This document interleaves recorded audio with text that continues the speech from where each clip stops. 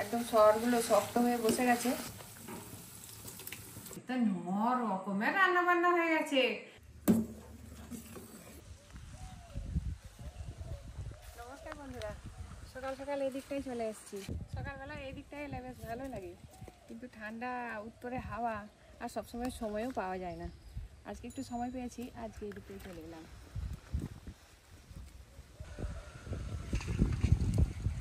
কয়েদ বেলের গাছ, অনেক কয়েদ বেল হয়ে আছে ছোট ছোট।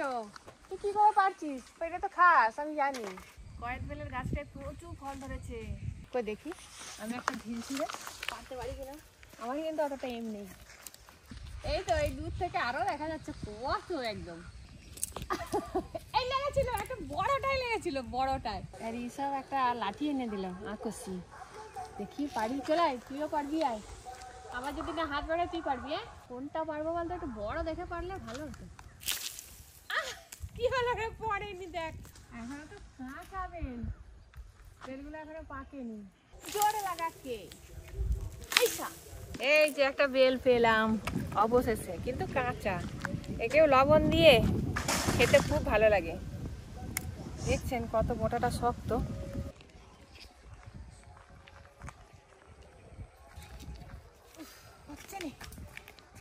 এই যে আর একটা আকসির মধ্যে লেগে গেছে, টান মারলাম, পড়ে গেল। দেখছিস, তুই একটা নে, আমি একটা। এই যে দুজনে দুটো বেল পেড়ে নিলাম। এবার আমি বাড়ির দিকে যাব, ও যাবে বাড়ির দিকে। পড়তে যাবি তো? টাটা। পড়তে যাচ্ছিস? যা। ছোটটার দিকে পরীক্ষা।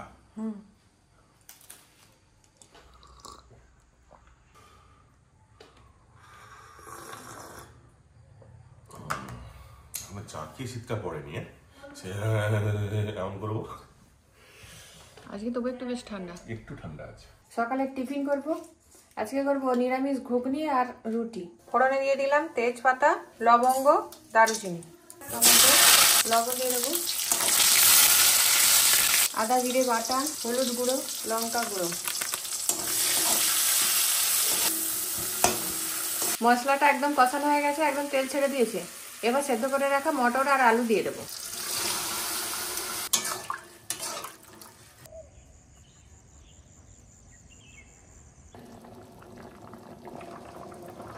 সব শেষে ধনেপাতা কুচি দিয়ে দেবো, আর দেবো গরম মশলা গুঁড়ো।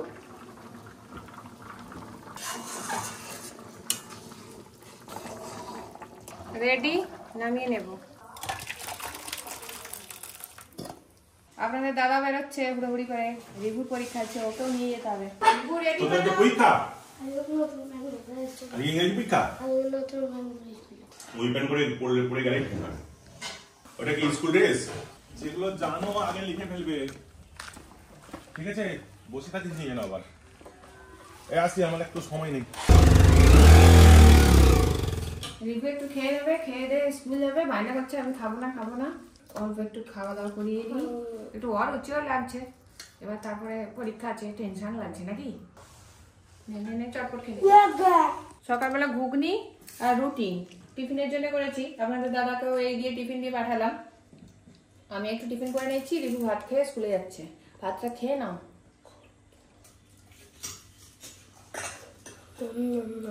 বাবু এসেই একদম বেরিয়ে পড়েছে। রিভুর খাওয়া দাওয়া হয়ে গেছে, বাবুকে একটু খেতে দিই, টিফিনটা দিয়ে দিই। আজকে ঘি দিয়ে ভাত, নিরামিষ আছি। ডালটাও আজকে নিরামিষ। আমার ভিটাও না।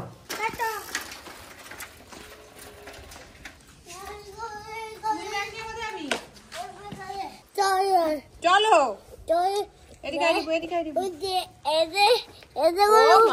সবে দা পেড়েছে। চুল কাটতে যাবি? কাটতে যেতে হবে চুল।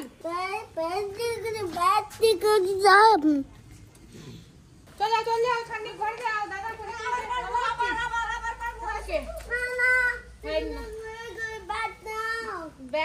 ব্যাগ নাও। হ্যাঁ টাটা। পাপি খে নাও, তুই বকে দিলি ভাইকে। পাপি খা। টাটা।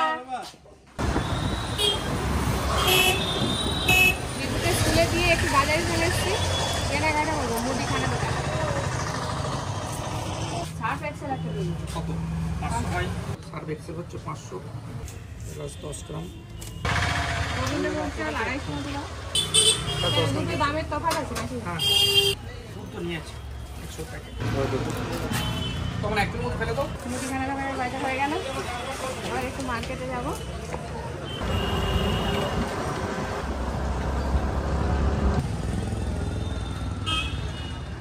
রজনীগন্ধা স্টিকগুলো কত করে? কি স্টিক? 40। এই কুচো ফুল দিয়ে খাবো।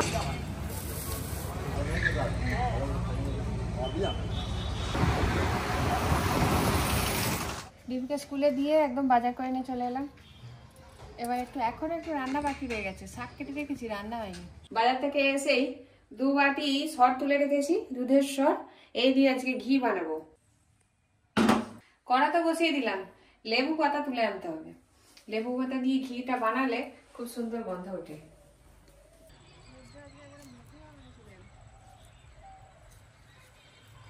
লেবু পাতা তুলতে এসে কয়েকটা লেবুও তুলে নেব। হলুদ হয়ে গেছে যেগুলো, সেইগুলো। এই যে এখানে একটা হলুদ হয়ে গেছে, বোঁটাটা ছাড়লো কই, কিন্তু বোঁটাটা কই ছাড়লো না, কি বড়। আর এই যে এখানে একটা থোকায় 5টা লেবু হয়ে আছে, 5টা না 6টা তুলে নিলাম। লেবুগুলোর একদিকে হলুদ হয়ে গেছে, একদিকে সবুজ আছে। এইটার আরো বেশি বোঝা যাচ্ছে, এই দিকটা একদম হলুদ টকটকে, এইদিকে সবুজ। লেবু পাতা কটা তুলে নি। কি গো, কোথায় যাচ্ছ? না ও নাতিকে পোলিও নাকি? এই কটাতেই হয়ে যাবে। সব একটা একটা সিম হয়ে আছে, ওই যে ওখানে একটা, ওখানে একটা, ওখানে একটা। এই যে কত ফুল হয়েছে, সিমও ধরেছে, কিন্তু সব ঝরে ঝরে যেন যাচ্ছে। সিমটা বেশ চওড়া। এই যে এবছরে ছোট ছোট কচুর লতির গাছ লাগিয়েছি, এখনো যা ছোট আছে মনে হয় জল টল দিতে হবে। এই জায়গাটা তো শুকনো হয়ে গেছে। একদম একটা ছোট্ট সরু কুঁদরোয়ের গাছ আছে, এর মধ্যেই দেখছি 3টে কুঁদরোই হয়ে আছে। এই একটা, এই একটা, আর এই যে এই একটা, 4টে, 3টে নয়। এই যে গাছে ফল হলে তুলতে কিন্তু হেভি লাগে। একটা সরু, এই যে এরকম সরু একটা গাছ উঠেছে, ওই গাছের গোড়ায় একটু সারটা দিয়ে একটু যত্ন করতে হবে। তুলতে গেলাম লেবু পাতা, কিছুই নিয়ে যায়নি, চুবড়ি টুবড়ি কিছুই নিয়ে যায়নি। অনেকগুলোই সিম উঠে গেছে, টুকটুক করে একটা একটা করে তুলতে তুলতে বেশ অনেকগুলোই হয়ে গেছে। এবার রান্না বসিয়ে দিই, আবার রিভুরও বাড়ি আসার টাইম হয়ে গেল, নিতে যেতে হবে। লেবু পাতাগুলো পরিষ্কার করে একটু ধুয়ে নিলাম। এবার জমিয়ে রাখা সর বাড়ি থেকে তুলে কড়ার মধ্যে দিয়ে দেবো। একদম সরগুলো শক্ত হয়ে বসে গেছে, এবার তাপ লেগে সরগুলো গলতে শুরু করছে। আর দেখুন ধারে ধারে ঘি ভেসে উঠছে। অনেকে আবার এই সর তুলে তার মধ্যে থেকে ননি বার করে নেয়, সেই বার করে নেওয়া ননি থেকেও আবার ঘি তৈরি করা যায়, তাতে কিন্তু এই চোঙা অংশটা কম হয়। আমি আজকে একদম ডাইরেক্ট সরই দিয়ে দিলাম কড়ার মধ্যে। সিমে করে রেখেই কিন্তু সরটা ফুটিয়ে নিতে হবে, না হলে চুঙে যাবে। ধীরে ধীরে ফুটিয়ে ঘি করতে হয়। সিমগুলো ভালো করে বেছে নিয়ে ধুয়েও নিয়েছি, সিমগুলো একটু ভেজে নেব। ওভেনটা চেঞ্জ করে নিই, অল্প করে একটু জল দিয়ে ভাপিয়ে নিতে হবে। লবণ দিয়ে দিলাম, দিলাম হলুদ গুঁড়ো, চাপা দিয়ে একটু ভাপিয়ে নেব। এদিকে সরটাও একটু একটু করে ফুটছে, এভাবে ধীরে ধীরে ফুটিয়ে ফুটিয়ে ঘিটা বানিয়ে নিতে হবে, অনেকটাই সময় লাগে। সর ফুটে ফুটে একদম বাদামি রঙের হয়ে গেছে, আর একদম ঘি বেরিয়ে গেছে। এই যে সরগুলো ভাজা ভাজা হয়ে গেছে, একদম বাদামি রঙের হয়ে গেছে, এইগুলোও কিন্তু খেতে খুব ভালো লাগে। ঘিটা ঠান্ডা হয়ে গেলে তারপরে ছেঁকে নেব। এইদিকে সিমগুলো ভাপিয়ে নিয়েছি, 4টে কুঁদরোই তুলে নিয়ে এসেছিলাম, সেগুলোকেও ভাবলাম একটু ভেজে নিই, সেগুলোকেও আবার ভাপাতে দিয়েছি। ভাপানো হয়ে গেছে, এবার তুলে নেব। এবার কড়াই সরিষার তেল দিয়ে সবকিছু ভেজে নেব।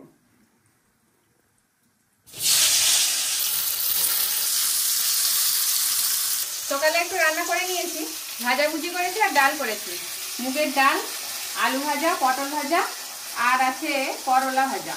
আর এখন করছি সিম ভাজা আর কুঁদরুই ভাজা। বেশ ভালো করে ভেজে নিয়েছি, এবার তুলে নিচ্ছি। সিমগুলো ভেজে নিয়েছি আর এদিকে পালং শাকের সবজিও তুলে দিয়েছি খাসারির ডালের বড়ি দিয়ে। আর এদিকে ঘিটা কিন্তু একদম ঠান্ডা হয়ে গেছে, খুব ঠান্ডা হয়নি, হাত শোয়ে ঠান্ডা হয়ে গেছে। এবার ছেঁকে নেব। একটা পরিষ্কার কাপড় নিয়েছি, তার মধ্যেই তুলে তুলে দিয়ে দিচ্ছি। ঘি আর সর ভাজা দুটোই যা সুন্দর খেতে লাগে না। এবার কাপড়ের 4টে কোণ ধরে ভালো করে নিংড়ে নিলেই হলো। কালারটা দেখছেন ঘিয়ের বোতলের মধ্যেই ঢেলে দেব। 2 বাটি সরে প্রায় 150 গ্রাম মতো ঘি হয়েছে। আর এই হচ্ছে সর ভাজা, অনেকটা সর ভাজা, এতটা খাওয়া যাবে না। এদিকে পালং শাক রেডি। আজকে আবার ওপরের তাকগুলো খুঁজতে খুঁজতে দেখি গয়না বড়ি পেয়েছি। আজকে কি সবকিছু ভাজাভুজির ওপরেই চলবে মনে হয়, কয়েকটা ভাজবো। বিউলির ডালের গয়না বড়ি সরিষার তেলের ওপর ভাজা খেতে বেশি ভালো লাগে, টেস্টি লাগে। সেই জন্য কড়াই সরিষার তেল দিয়েছি আর বড়িগুলো একে একে দিয়ে ভেজে নেব।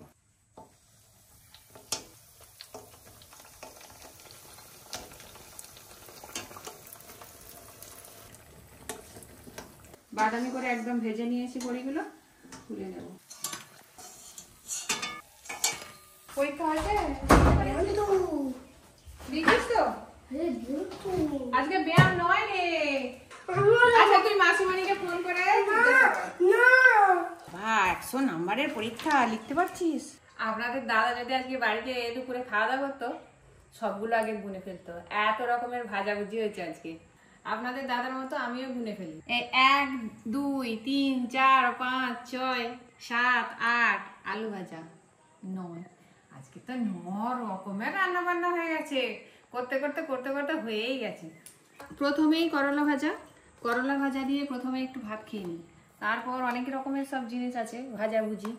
তারপরে আছে সর ভাজা আর বড়ি ভাজাও আছে।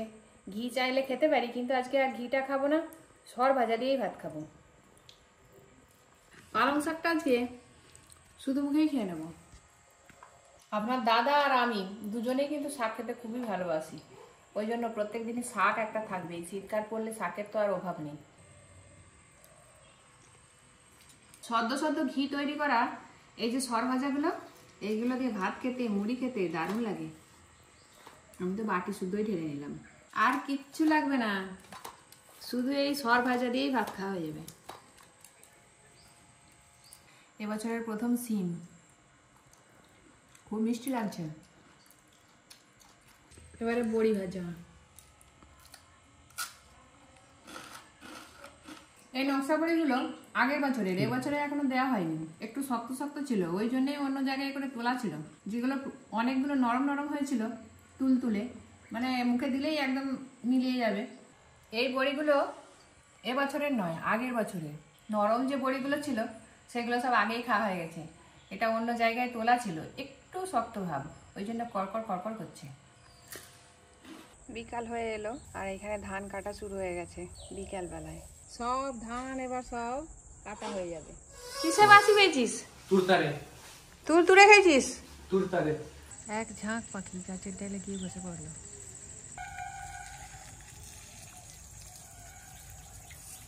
সন্ধ্যেও হয়ে এলো, এই সময় একটু জল দিয়ে নিচ্ছি গাছে।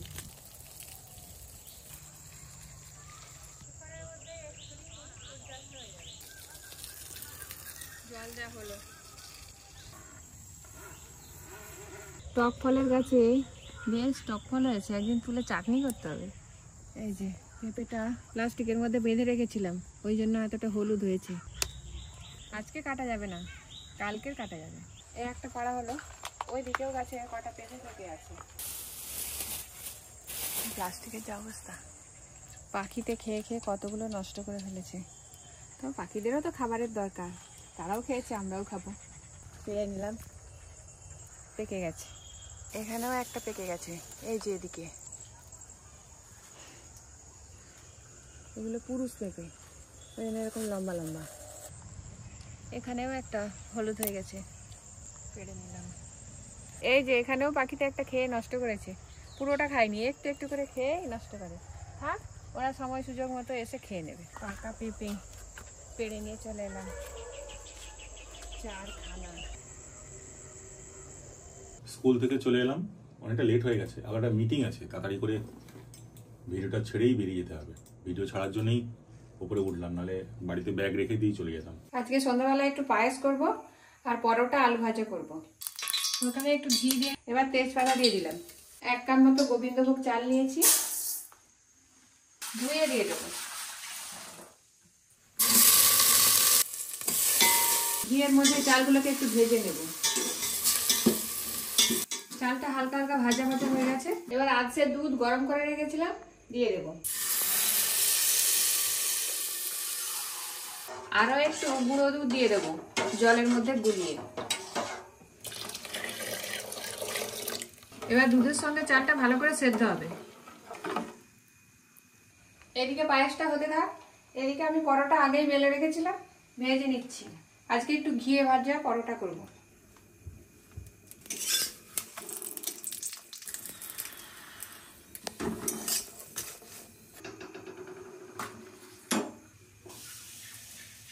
বাড়িতে যে ঘিটা করেছিলাম সেই ঘি দিয়েই আজকে পরোটা করছি। এবারে কিশমিশ আর কাজু ভিজিয়ে রেখেছিলাম, একসঙ্গেই দিয়ে দেবো। চালটা অনেকটাই সেদ্ধ এসছে।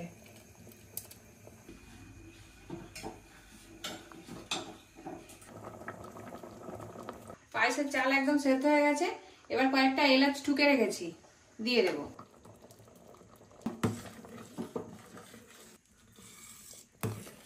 এবার মিষ্টির জন্য গুড় বাতাসা দিয়ে দেবো। গুড় বাতাসা দিলে রং আর স্বাদ দুটোই খুব ভালো হয়। পায়েস একদম রেডি, সবশেষে একটু ঘি দিয়ে নামিয়ে নেব। এই দেখুন পায়েসটা কত সুন্দর হয়েছে, কত ঘন, দেখতেও যেমন সুন্দর লাগছে, খেতেও সেরকম টেস্টি হবে। ঘি কিন্তু তাড়াতাড়ি বসে যায়, এখন তো আবার ঠান্ডা পড়ে গেছে, ওই জন্য আরো তাড়াতাড়ি বসে গেছে।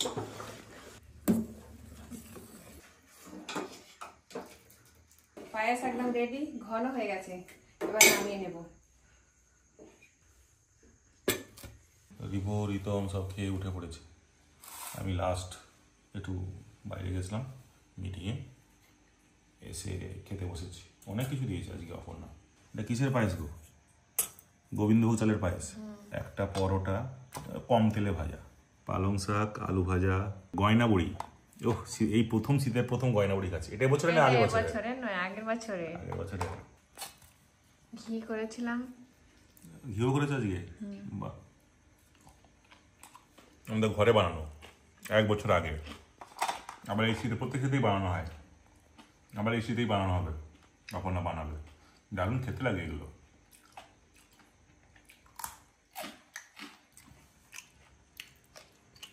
সিম আমাদের গাছের।